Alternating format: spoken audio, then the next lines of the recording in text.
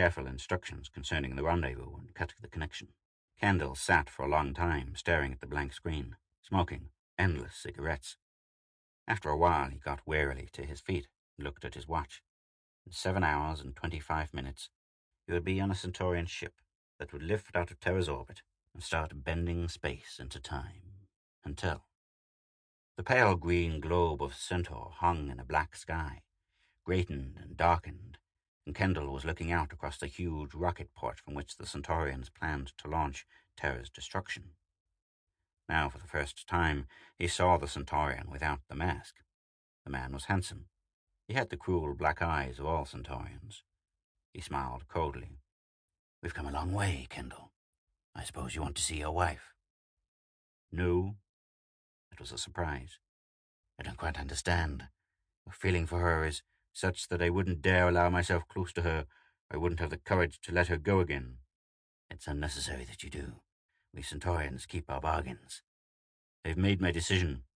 Kendall did watch Claire as they took her from the building to the Venus-bound rocket. His heart lifted at sight of her slim beauty, at the proud manner in which she carried herself, at the disdainful tilt of her head. Then she disappeared inside the rocket, and he was again bleak and lonely. He put himself at the disposal of the Centaurian scientists and discovered why Terra had stayed ahead for a century in the Cold War. They were able, but stolid and methodical. They did not possess the unfettered imaginative force that made Terran scientists supreme.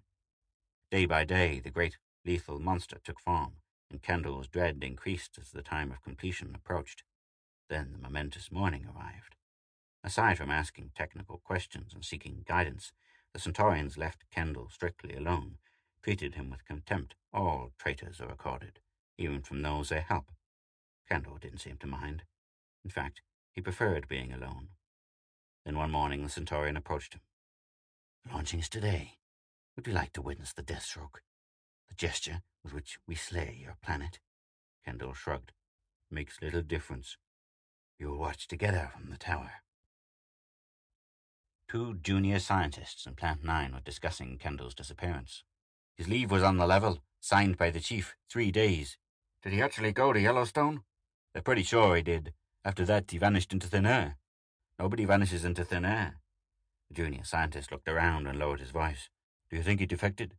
"I don't know, but I got the story pretty straight. That is, as much as the high brass knows." "You did?" "The day before I left, Kendall went to the file vaults to check the prints on Willie 7. "No." "Yes." "Then the thing's pretty cut and dried. If he smuggled those prints out—" The young scientist was puzzled. "I don't understand." "That's the strange part of it. Kendall didn't open that file. The timestamp mechanism recorded no entry as of that date." "Then what file did he open?" "You can't be sure, but the crackpot file was opened on that date." "The crackpot file? But no one is allowed in there. All those crazy, dangerous ideas." "I know, and one set of prints appeared to have been disturbed." "Photographed?" "Perhaps. The rocket they labeled Suicide 1, Professor Utterback's brainchild. The one they figured could never be launched. I remember. The brass were pretty sure to blow half the North American continent away 30 seconds after the primer was ignited." "Yes." "They think Kendall photographed those prints?" "They can't be sure, but with Centaur suddenly flaring into nova last week." "But that was pure coincidence. It had to be.